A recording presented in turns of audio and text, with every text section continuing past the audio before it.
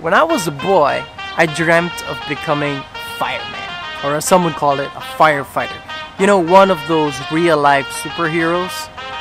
But no, actually, to be honest, that's not the only thing I dreamt of. I dreamt of becoming a doctor, I dreamt of becoming an astronaut, I even dreamt of becoming a detective, and for some reason I dreamt of becoming, you know, that newspaper delivery boy who rides an amazing bike and throws the paper on doorsteps. I just found it cool that you could throw. But anyway, the point of this video is I dreamt of becoming a fireman.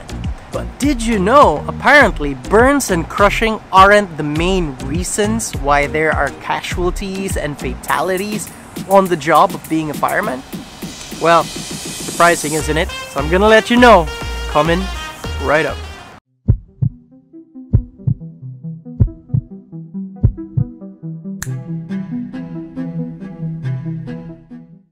Hey guys and gals, Aman here, and you're watching Heart Limits. You know, I find it actually quite sad because firemen are such extraordinary people, but they are treated really badly by governments, by the police, by media, and even by the masses, you know. And the worst part is, not only are they treated badly, but whenever something hits the fan, what happens is they always receive the blame. I really hope that would change, because their job definitely is not a walk in the park. They are actually the people that we call on for problems that we don't know who to call for. So at times they are even mechanics, you know. Sometimes some guy says my car broke down, they come in to save the day. Sometimes they have some electrical problems in their house and suddenly they're like an electrician. Sometimes there's something wrong in a person's piping, you know, there's a water leak, they come in even as plumbers. Sometimes they also come in as medical help. Whenever someone falls down, help, I fell down and I can't get up, they are the ones to come. And even, you know, those small things like, oh, my cat is stuck on the roof, can you please help my cat? Well, to be honest, this doesn't happen as often as you would think. They show it a bit too much on TV. But it happens, and firemen are those people who once again come to save the day. And in reality, they don't actually have much free time. Problem is also nowadays, fires are harder to fight. So, of course, you'd be thinking, has fires evolved? You know, fire has always been how it was during the caveman era and all of this, right? The problem is, currently we are most of the time using more synthetic materials when we build houses. When it comes to PVC pipes and all these other stuff. And not only that, how we design our houses nowadays is also different. Nowadays, instead of having, you know, lots of rooms, lots of compartments in how the layout of an apartment or whatever house it could be, nowadays everyone prefers open spaces. The problem with an open space is that it's harder to have areas which you can contain. Also, firemen in some areas in the globe aren't, for example, in the Philippines, the government has a very minimum budget for firemen. Their equipment is not even really capable to withstand heat, to the point that if you go through extreme heat, your freaking fireman's coat just melts to your skin, and that is really bad. Firemen in general always calculate the risks. And sometimes these risks are so great that they necessarily have to go beyond it. And the problem is, most of the time, many people don't understand this part of their job. For them, they have this feeling that, oh, we pay taxes, you know, it is their job, they should do their job, they should save my son.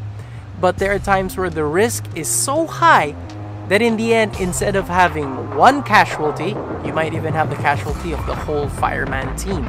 These firemen do it on their own accord and even for complete strangers. So I have to say, respect. Respect. I'm just hands down amazed with these firemen, and even till now, if only I didn't have a heart problem, I might have become a fireman at some point, or even just a volunteer. So earlier in this video, I mentioned what might have been, or what is rather, the #1 cause of death or fatality in firemen. Surprisingly, it's actually sudden cardiac death.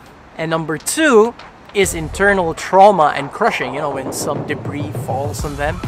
And number 3, which is really far in the possibility of death, is actually burns. You know, in my mind, it was usually the burn or some type of suffocation or something. But for some reason, the number 1 is actually sudden cardiac death. So, you might be asking, why and how is that possible? Well, it's mainly because of the heat combined with stress and overexertion. So, how does this actually work? Well, it's like this. First of all, whenever there is extreme heat, it already makes the environment hard to tolerate. And the problem is, also with the gear that they wear, it's really heavy, you know, you're basically capsulized inside it. It's about 25 kilos more or less. That's really quite heavy. And with those two combined and doing extraordinary efforts, like climbing the ladder, holding this hose and, you know, breaking walls, just really pushing yourself through and just going through with that little oxygen support system, working in that extreme heat can actually trigger blood clots and will actually tense up the blood vessels. I wonder why I held here. Anyway, tense up the blood vessels. And not only that, it also increases, of course, as expected, your body temperature. You get dehydrated and you start to have sticky blood. So with all of this combined, it basically creates this dangerous cocktail. And that really is bad for firemen, you know, putting yourself in that situation. But I am quite sure they're well aware of the risks involved when they got into being a fireman. So I have to say, to all you firefighters in the world, you have my respect. Thank you for your continuous service and for always being a hero, even though you are underappreciated. Thank you for watching, guys. Aman here.